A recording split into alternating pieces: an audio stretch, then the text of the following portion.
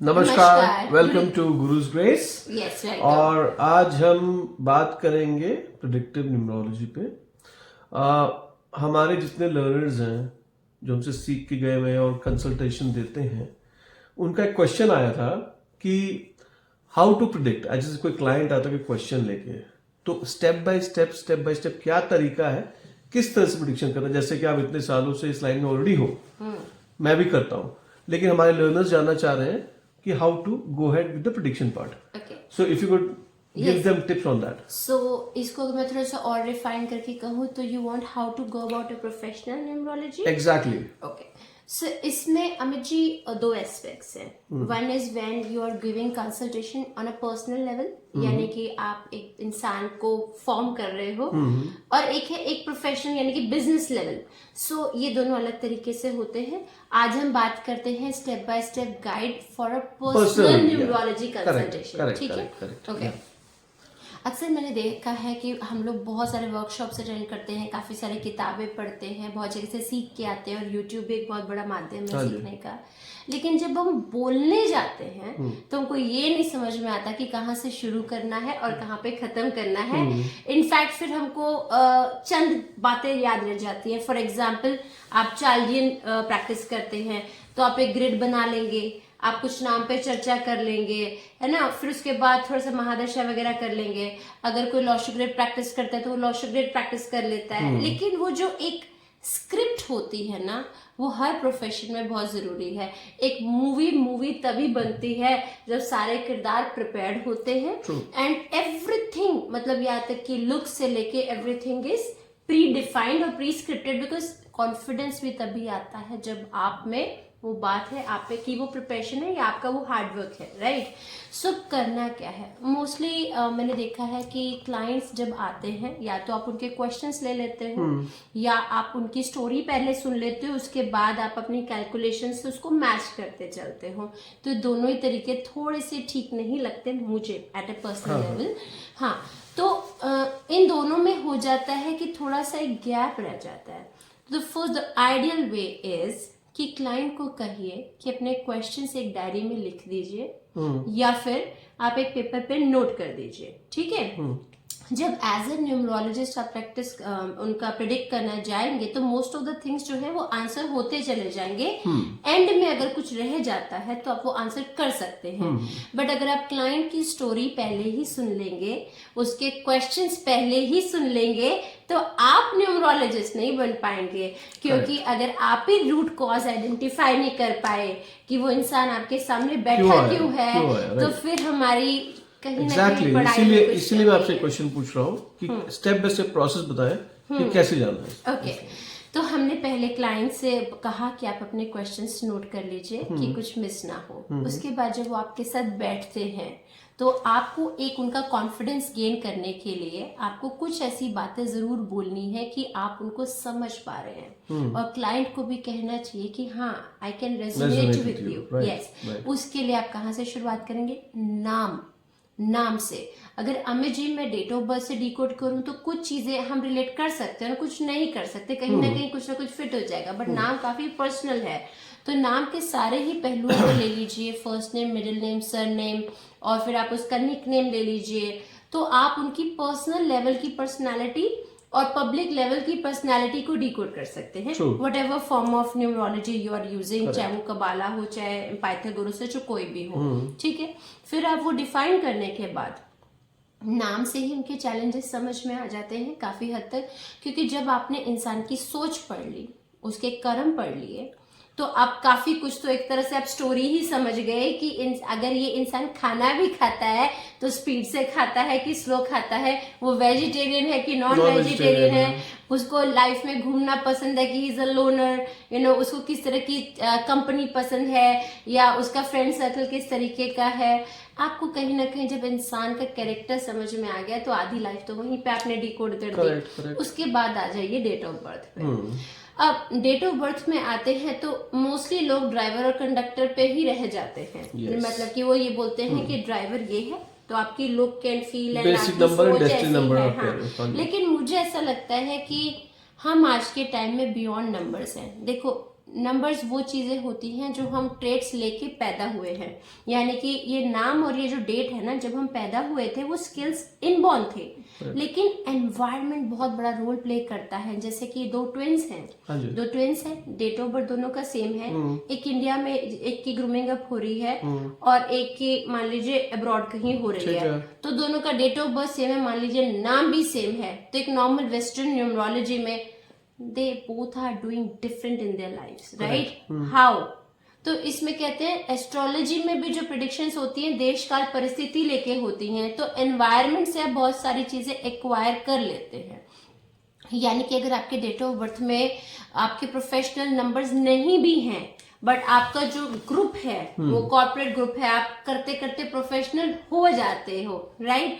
सो ये ट्रेड्स भी आपको कहीं ना कहीं कंसिडर करने चाहिए, लेकिन आप कितना कहाँ से एक्वायर कर रहे हो ना, ये एक्वायर वाली जो एक एबिलिटी है, वो स्किल है ना, ये आपको बाकी नंबर्स जो आपके डेट ऑफ बर्थ में ना वो बताते हैं।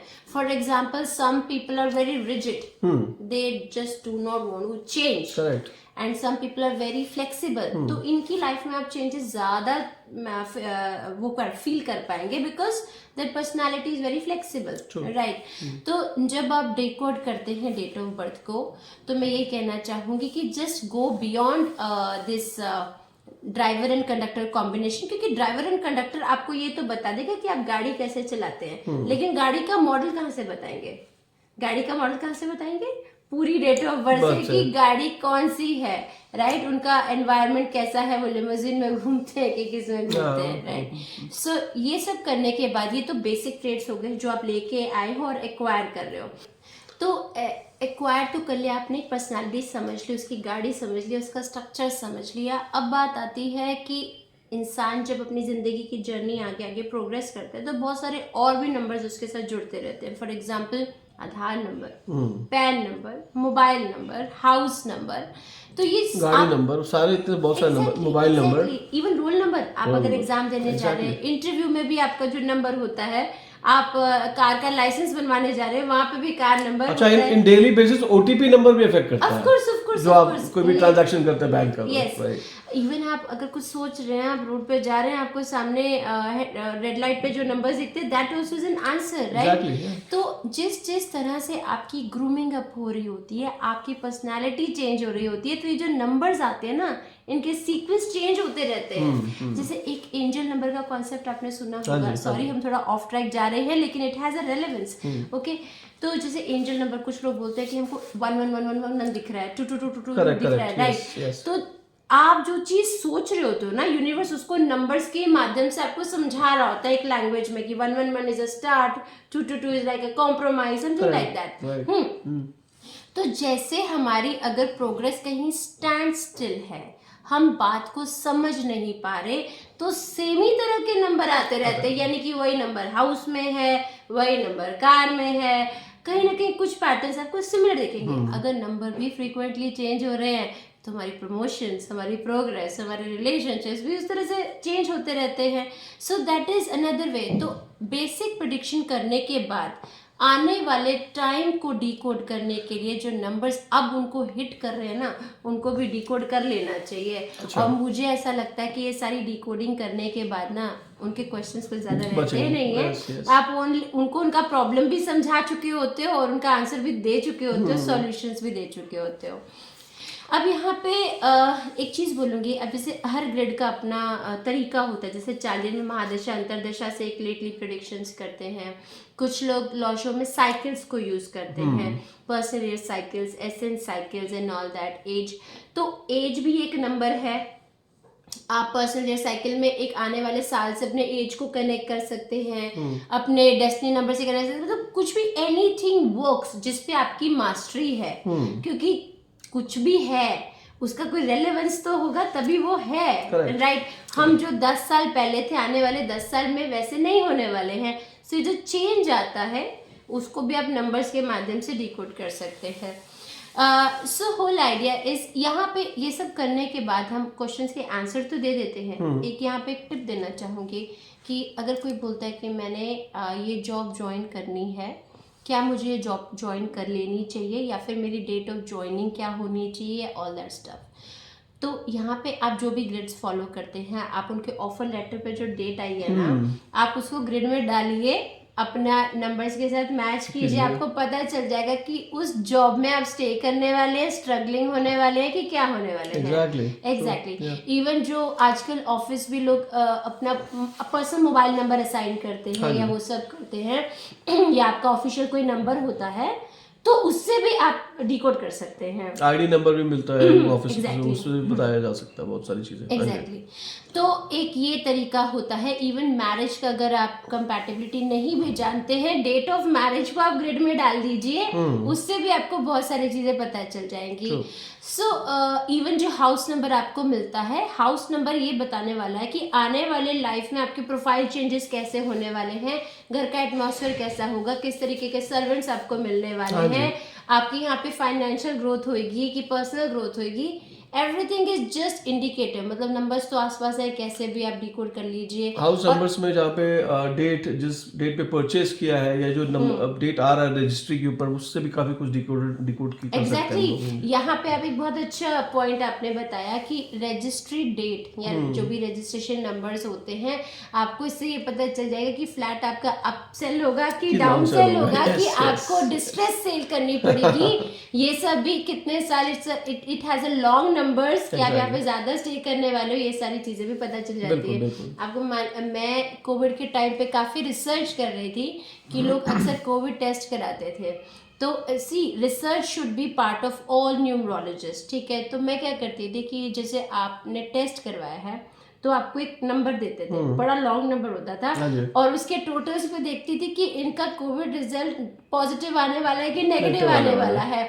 इवन आप कोई नॉर्मल हेल्थ चेकअप करवा रहे हैं, उसमें भी आपको एक नंबर मिलता है, उससे पता चल जाता है कि एग्जैक्टली कौन से इश्यूज आ सकते हैं, या फिर इट्स एट अ बॉर्डर और समवेयर, मतलब यू नीड अ ट्रीटमेंट और समथिंग लाइक दैट। तो बस आप नंबर से खेलना शुरू कीजिए। प्रेडिक्शंस कोई बड़ी बात नहीं है, 10 नंबर है, 1 से 9 तक 9 होगा, 0 को बिल्कुल भी निग्लेक्ट मत कीजिएगा, बहुत पावरफुल नंबर होता है, ये कीजिए। और मुझे लगता नहीं कि उसके बाद clients will be super impressed from you कि कुछ उनका रह जाए जो आप आंसर नहीं दे, ऐसा नहीं होता। हाँ, आपको उनके लकी नंबर्स वगैरह बता देने चाहिए कि कौन सी चीज़ कब शुरुआत करें, या फिर इवन दिन अगर आज ही कोई काम करना है, we don't have a choice of the dates and all that, तो आप टाइम को यूज कीजिए कि कौन सा टाइम में भी नंबर टोटल क्या लेना चाहिए, कौन से आवर पे करना चाहिए, चीजें काम करती हैं। बिल्कुल हाँ, और even your lucky colours and all that, एक तो ये चीजें काम करती हैं, आपने इनको एस्ट्रोनॉमी से कनेक्ट कर दिया है, दूसरा ये ब्रेन प्रोग्रामिंग भी करती हैं। ओके, आप सामने वाले में इतना कॉन्फिडेंस डाल दीजिए, आपको पहले खुद पे कॉन्फिडेंस होना बहुत जरूरी है नहीं तो आप सामने वाले को कॉन्फिडेंस दीजिए कि आप ये कीजिए, काम हो जाएगा। जिस दिन उसने बिलीव कर लिया हो जाएगा तो काम हो जाता है। एग्जैक्टली। तो आधी दुनिया जो है फेथ पे चलती है। आप किसी को भी अपना मेंटर मानिए, चाहे आप ऊपर वाले को सरेंडर कीजिए या कोई भी अफर्मेशंस कीजिए, चाहे स्विच वर्ड्स कीजिए, एनीथिंग यू डू, या फिर एक पिक्चर लगा के मान लीजिए कि मैंने एक अच्छा सा माउंटेन लगा दिया कि I will be supported by the world और व्हाटएवर, एनीथिंग वर्क्स जहाँ पे आपका फेथ होता है। और मुझे ऐसा लगता है यहाँ पे एक मेरी खुद की पर्सनल अंडरस्टैंडिंग है कि अपने आप को कभी भी ना डीमोटिवेटेड नहीं करना चाहिए। अगर यूनिवर्स ने उस इंसान को आपके पास भेजा है फॉर अ गाइडेंस, तो कहीं ना कहीं आप ही के पास वो जवाब है, आप ही उसकी प्रॉब्लम समझ पाओगे, इसीलिए you are being assigned as a mentor. तो अपने आप को बियॉन्ड न्यूमरोलॉजिस्ट, आप लोगों के ऊपर एक बहुत बड़ा रोल कुदरत ने असाइन किया है। हमारा जो समाज है ना, अलग अलग सेक्शंस में डिवाइडेड है। मैं यहाँ पे कास्ट वगैरह की बात नहीं कर रही हूँ, हर इंसान का अपना एक रोल है। आप डॉक्टर बन के आए हैं या आप एक हीलर बन के आए हैं, आप जो भी काम कर रहे हैं उसको एक परफेक्शनिस्ट एटीट्यूड से डालिए। अगर आपने प्रोफेशन गलत भी चूज किया अपनी जिंदगी में, you can still be successful even if it is not matching with your numerology। तो जो भी प्रोफेशन आपने चूज किया है, मैं नहीं कहूँगी कि 10 साल जो आपने एक तजुर्बा हासिल किया है आप वो छोड़ के और एक न्यूमरोलॉजिस्ट के पास गए और वो बोलते नहीं आप इस प्रोफेशन को चूज करते तो बहुत बढ़िया होता, तो मैं कहूँगी सिर्फ उस ट्रेड को पकड़ लीजिए। मान लीजिए आप 3 नंबर हैं, आपको बोलना अच्छा लगता है, सो आपका जो भी बिजनेस है आप उसमें ज्यादा बोलना शुरू कीजिए, या फिर आप जो आपके जो एम्प्लॉयज है उसको हैंडल करना शुरू कीजिए. Just take the trait of the person that person is about to tell you one thing. तो कोई भी चीज सक्सेसफुल करने के लिए ना एक 3H फॉर्मूला होता है. 3H means head, hands and heart. Correct. जिस चीज में ये तीनों चीजें इन्वॉल्व हैं, वो कहाँ से आपके डेट से मैच हो जाएगा या नेम से आपको पता नहीं, बट आप सक्सेसफुल हो जाएंगे. दिल से की हुई बात दिल तक जरूर पहुंचती है, दिल से किए हुए काम का रिजल्ट अच्छा आता है. आप कभी एक चाय बनाने जाएं, आप बहुत श्योर होते हैं चाय बन जाएगी और पता होता है किस टेस्ट की बनेगी. ऐसे ही कुछ काम जिसमें हम फुल्ली एनग्रॉस्ड हो जाते हैं, हमको ये नहीं पता होता हमारे आसपास क्या टूट रहा है, क्या गिर रहा है या हो रहा है, वो काम का रिजल्ट भी हम सुपर श्योर होते हैं कि काम तो होना ही है. हाँ, सो वो जो होना ही है, वो जो 100% कंफर्मेशन है ना, वो आपके एंग्रॉसमेंट से, आपके पैशन से आती है. सो ये सारी चीजें तो डिकोडिंग के लिए ठीक है, लेकिन will power, the passion is the biggest thing, biggest remedy, right? So you can follow numbers. आप किसी भी नंबर्स को अपना लकी नंबर मान सकते हैं. अक्सर जो न्यूमरोलॉजिस्ट होते हैं 5 और 6 को, बीच के जो नंबर्स हैं, उसको हल्के फुल्के लाइट लाइवली बैठे बैठे चीजें हो जाना ऐसा मानते हैं. बट मुझे ऐसा लगता है कि ये नंबर्स आपके पास हैं भी या नहीं भी, तो भी आपके पास जिंदगी की हर खुशी हो सकती है, क्योंकि 1-2 प्लैनेट्स भी अपने को सपोर्ट करते हैं ना. बिल्कुल. तो it is it works. Yes. Absolutely. So hopefully we answered you how to go for your predictions. And इसके अलावा if you think something else is important या आपके कुछ questions हैं, do comment us. We will definitely answer you. और हम खुद भी सीखने में बहुत इंटरेस्टेड हैं. कुछ हमको आपसे टिप्स मिलेंगे तो we will definitely love to have it. Sure. Thank you so very much. God bless you. Namaskar. Thank you.